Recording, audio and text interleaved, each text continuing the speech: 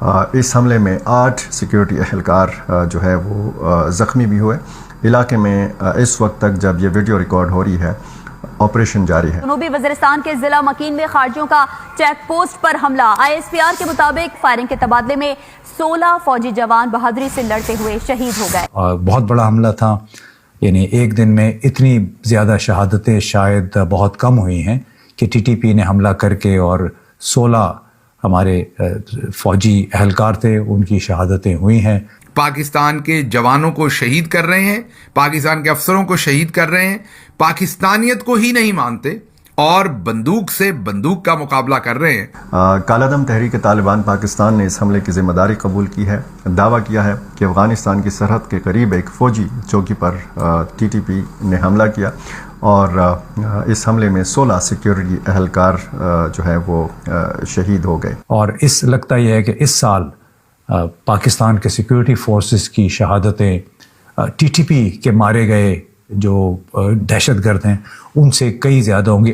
دوستو، پاکستان اور طالبان کی لڑائی ابھی کچھ سالوں سے چل رہا ہے، لیکن ابھی جو حالات ہیں جو دوستو جس طریقے سے طالبان حملہ کر رہا ہے پاکستانی آرمی پر، دوستو کل کے ہی حملے میں پاکستان کے 16 سینک مر گئے اور پچھلے کچھ ایک سال سے اگر بتاؤں تو TTP نے اپنا حملہ بہت ہی تیز کر دیا ہے اور بہت سارے پاکستانی سینک مارے گئے ہیں. یہ وہی TTP ہے جس کو افغانستان میں پاکستانی آرمی نے خود ٹرین کیا تھا سوویت روس کے خلاف. لیکن دوستو اب وہی جو چیز جس طریقے سے پاکستان نے ہمیشہ سے آتنکوادیوں کو پالا ہے دوسروں کو پریشان کرنے کے لیے، اب اسی کو وہ بہت زیادہ پریشان کر رہا ہے. جی ہاں، اور پاکستانی آرمی آروپ لگا رہا ہے بھارت پر کہ بھارت طالبان کی سہایتا کر رہا ہے، اسے فنڈ کر رہا ہے پاکستان کو پریشان کرنے کے لیے. اور دوستو اس پر جو پاکستانی پرتکریا ہے وہ نکل کر آ رہی ہے، وہ صحیح طریقے سے بتا رہا ہے کہ آخرکار اس واقعے میں کیا ہوا اور کتنی جانیں گئی پاکستانی سینا کی. سو وداؤٹ ویسٹنگ ٹائم چلیے ہم لوگ ویڈیو شروع کرتے ہیں. ہو سکے تو چینل کو سبسکرائب کر ویڈیو کو لائک کر دیجیے گا. جے ہند، جے بھارت. یہ حملہ جو ہے یہ ہفتے کی رات ہوا ہے اور اس حملے میں ظاہر ہے کہ بہت بڑا جانی نقصان ہوا ہے. یہ بتایا گیا ہے ذرائع کی طرف سے کہ یہ محاصرہ کیا گیا باقاعدہ ملیٹنٹس کی طرف سے اس چوکی کا، اور تقریباً 2 گھنٹے تک یہ محاصرہ جاری رہا، یعنی مقابلہ جاری رہا.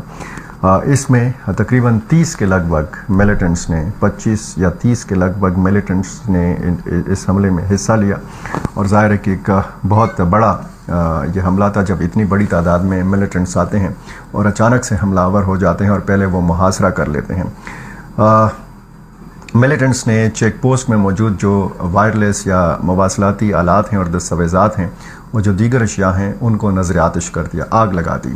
اور ایک دوسرے جو ذرائع ہیں انہوں نے یہ کہا ہے کہ یہ جو جانی نقصان ہے اس میں اضافہ ہو سکتا ہے. اب تک کی جو سٹیٹسٹکس ہے، اب تک کے جو اعداد و شمار ہیں وہ ہمیں یہی بتاتے ہیں کہ اس سال ہمارے سیکیورٹی فورسز یعنی فوج، رینجرز، FC اور پولیس کے جتنی بھی شہادتیں ہوئی ہیں ان کی تعداد 2 گنا ہے ان ہلاکتوں سے جن کا دعویٰ ہمارے سیکیورٹی فورسز نے کیا، یعنی جو TTP کے لوگ مارے گئے یا داعش ISKP کے لوگ مارے گئے یا پکڑے گئے. تو اللہ خیر کرے کہ ایک یہ اصل ایشو جو ہے ہمارا اس وقت مجھے یہ لگتا ہے کہ وہ جو کچھ وزیرستان بلوچستان میں ہو رہا ہے اس کی پیش بندی کرنی ہے. یہ جو TTP نے اس حملے کی ذمہ داری قبول کی ہے تو اس بیان میں TTP نے بتایا ہے کہ ہم نے اپنے سینئر کمانڈروں کو جو قتل کیا گیا تھا اس کا بدلہ ہم نے لینے کے لیے یہ حملہ کیا ہے. اور کالعدم گروپ نے یہ دعویٰ کیا ہے کہ اس حملے میں مشین گن اور نائٹ ویژن جو ڈیوائسز ہیں، جو نائٹ ویژن گوگلز ہیں، ان کا استعمال بھی کیا گیا. اور اس میں جو مشین گن اور نائٹ ویژن جو آلات ہیں جو سیکورٹی فورسز کے پاس ہیں وہ بھی انہوں نے قبضے میں لے لی. اس حوالے سے ظاہر ہے کہ یہ ایک بڑا حملہ تھا. اور ISPR نے ایک دوسرا جو بیان جاری کیا ہے وہ خیبر سے متعلق ہے. خیبر میں کہا گیا ہے کہ افغان سرحد سے دراندازی ناکام بنائی گئی اور 4 ملیٹنٹس کو مارا گیا. اس مقابلے میں 1 سپاہی جو ہے یہ شہید ہوا ہے.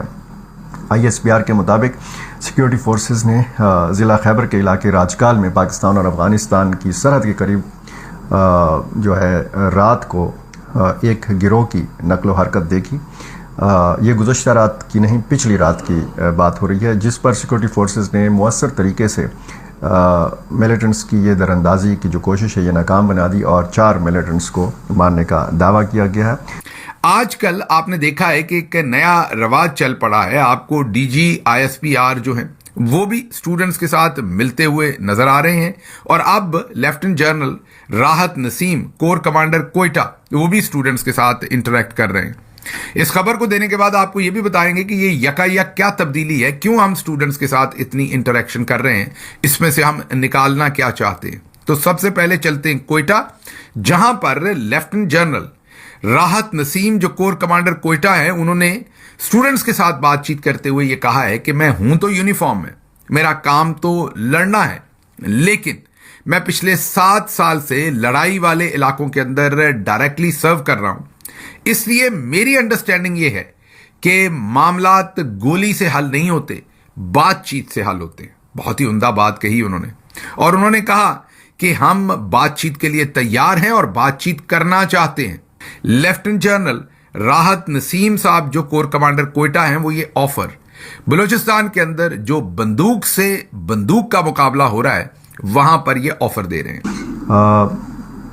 साथ में जो ये तो अंदरूनी दबाव है पाकिस्तान के ऊपर, सिक्योरिटी के मामलात बड़े संगीन हैं, आपको पता है, और जब हम बैरूनी दबाव के हवाले से बात करते हैं तो फौरी तौर पर हमारी जो नज़रें हैं वो उठती हैं अफ़गानिस्तान की तरफ, और जब तक अफ़गानिस्तान और पाकिस्तान के ताल्लुकात पर नज़र षानी नहीं की जाती और इसका कोई मुअस्सर हल जो है वो नहीं निकाला जाता, तब तक हम कह सकते हैं कि ये जो अंदरूनी दबाव है, जो इस किस्म के हमले हैं, ये पाकिस्तान में जारी रहेंगे। जहां पर लोग पाकिस्तान के आइन को नहीं मान रहे, जो लोग पाकिस्तान के जवानों को शहीद कर रहे हैं, पाकिस्तान के अफसरों को शहीद कर रहे हैं,